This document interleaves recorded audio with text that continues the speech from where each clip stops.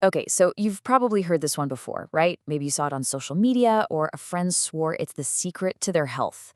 Eating raw garlic first thing in the morning on an empty stomach. It gets talked about like it's some kind of miracle hack. But is it really a game changer for your health? Or is it just, internet hype? Let's dig in and figure this out. So is it this amazing cure-all, or is it just a big misunderstanding?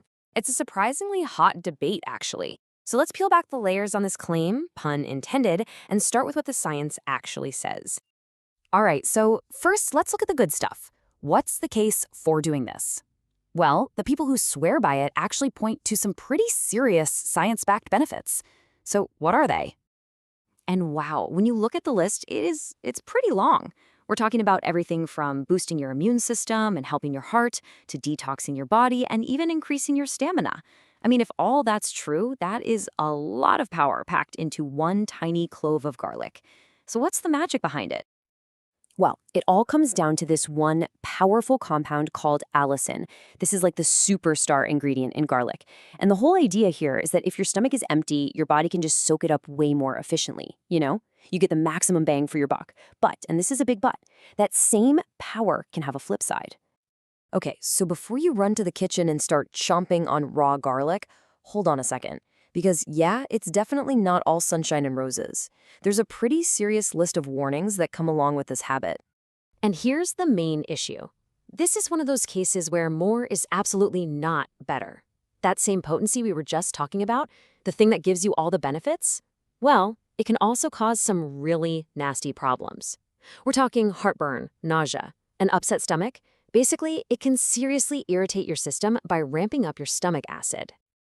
And this whole good versus bad thing leads us right into one of the biggest myths out there about garlic. So let's just tackle this one head on. It's time for a little myth versus reality check. Okay, this is the big one you see everywhere. The idea that eating garlic will magically make you lose weight.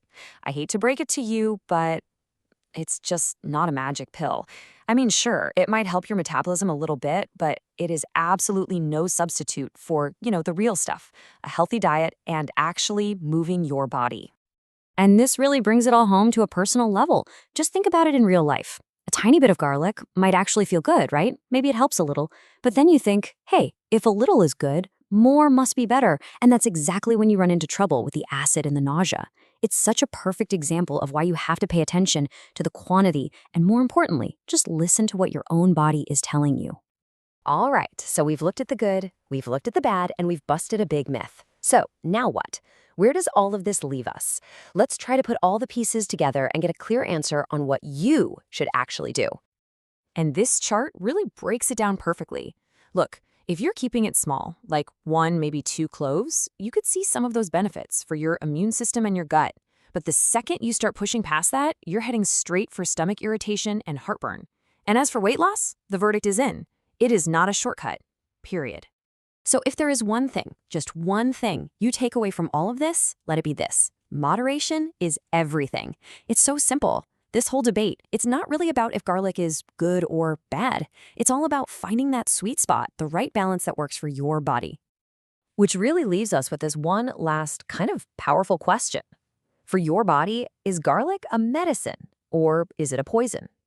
And the crazy thing is, the only difference between the two might just be the dose. Ultimately, that decision, well, that's up to you.